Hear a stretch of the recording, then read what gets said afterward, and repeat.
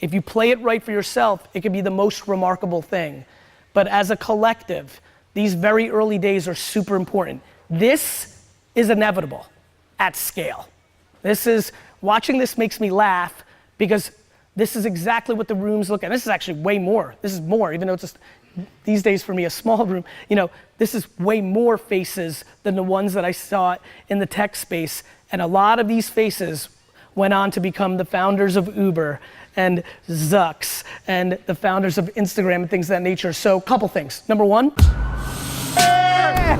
you got your perspective. I just want to be happy. Don't you want to be happy? In 2006 and 2007, when I went to South by Southwest, people were there to be part of tech for the sake of tech, to change the world. The aspirations and the ideology were remarkable. The far majority of this room today, 2018, right here, together, is in it for it. They've been in it. They're not flying in from Wall Street or Silicon Valley. There's people in here. But the majority of this room is in it. Now, this is super important. As I hear that wonderful thank you and I get it and I respect that, this is a very important conversation. I'll tell you why. The OGs in this room that have been through it, that have been, it's funny, I was spending some time and looking at an article being rated, and I was telling some of the people on my team who don't even hear this story, the amount of times the ABC came to Wine Library because I was navigating and doing things early that nobody ever did before, and when you're biggest, you get picked on because you can pay the fine. Don't get it twisted, it's very simple. It's called winner's tax. They don't tell you that at B school, but that's what it is. I'll say it this way, it's unfortunate for me, unlike when I got into tech or many other things I've done in my life, because of the profile of my business career, it's harder for me to kind of go into new spaces and do what I naturally want to do. To be very frank, I don't know if I've ever felt the combination of gratitude and feeling humble, and at the same token, a sense of responsibility of giving this talk today. Because much like the way I entered into the tech space or the wine space or other things that I've done, I just want to learn, right? There's a lot, I'm doing a lot of listening. The reason I teamed up with Josh Rama and the rest of Green Street is I didn't want to come into this space and think that I knew everything or things of that nature. I want to take it nice and slow and pay attention. Being underestimated and misunderstood is a massive business advantage. There's a lot of people in this room that are so desperate for acceptance of like, this is real and all these kind of things, like this is gonna be, spending so much time trying to convince somebody of the legitimacy or the seniority or the sophistication of the space without realizing that they should be spending 100% of their time on the end consumer and building their advantage. The leverage and preference of the majority of the people in this room would actually be for people coming into the space to dramatically slow down, not speed up. For all the good that dollars and all these other things come out, the more time that you have planting your flag and establishing your brand and building a relationship with the end consumer, the more leverage you have. Trying to convince people that are no people is a waste of time. And I think that's just something some of you need to hear, because that no person for a lot of you is your fucking mom. That no person is that your brother that you respect or your homie or your sibling. So just be very thoughtful of who you try to convince this is real, because I think that's a lot of wasted energy in early times. Number two, you need to be thoughtful of all the new people that are coming in. If you play it right for yourself, it can be the most remarkable thing. But as a collective, these very early days are super important. This is inevitable at scale. Watching this makes me laugh because this is exactly what the rooms look at. This is actually way more. This is more, even though it's just, these days for me, a small room.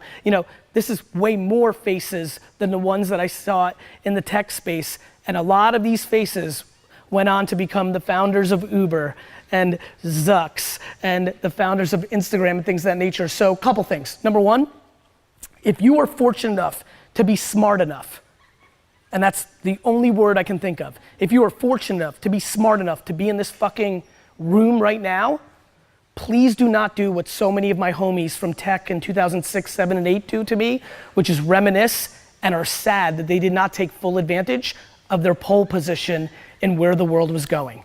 The biggest mistake that so many of you will do today is not network with other people at this place. What I really am passionate about is for people in this room to understand how many options we do have. If you're in this space, even if you're a brand or if you're a grower, your permission to be the media company of this space is there. AKA, every fucking person in this room needs to start thinking about their podcast yesterday.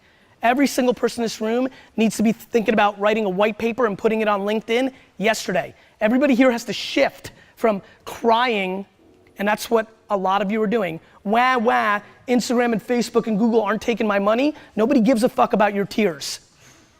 Stop crying about what you can't do and start figuring out what you can do. You could be dominating Instagram, spend the fucking 900 hours building out an influencer network so they can fucking do posts and give you cosigns. You could. You could start a YouTube vlog and document the journey of building your business in a space along the way. I wish I could watch Zuck's fucking vlog and how he built Facebook, you know, if he was doing this 10 years ago.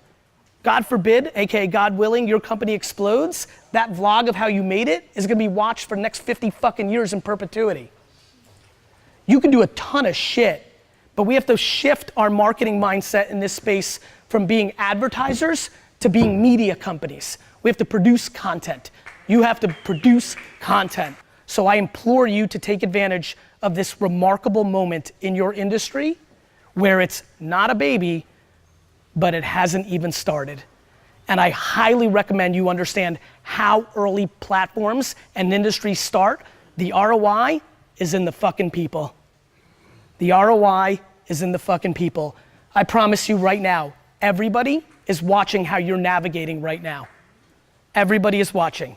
And there's a lot of you, and I fucking was in the hall for 4 minutes. And there's a lot of you, unfortunately, getting seduced by the short-term ROI and finances in the system, and everybody knows it. And you will lose. 3 of you will get through and make that trade, that's fine. We'll never see you again. But most of you will have a scarlet letter for trying to take from it instead of giving to it. Look, if you make a podcast called 43-Year-Old Mom, that's literally the name of it, and you're targeting housewives and high net worth individuals who are gonna be in the edible space because that's who you're targeting, you've gotta really just go after your target audience with content that they'll consume. That's always been the case. But the reason I said 1, 2, and 3 is patience is because that's what it's gonna take. There's still a fucking massive stigma.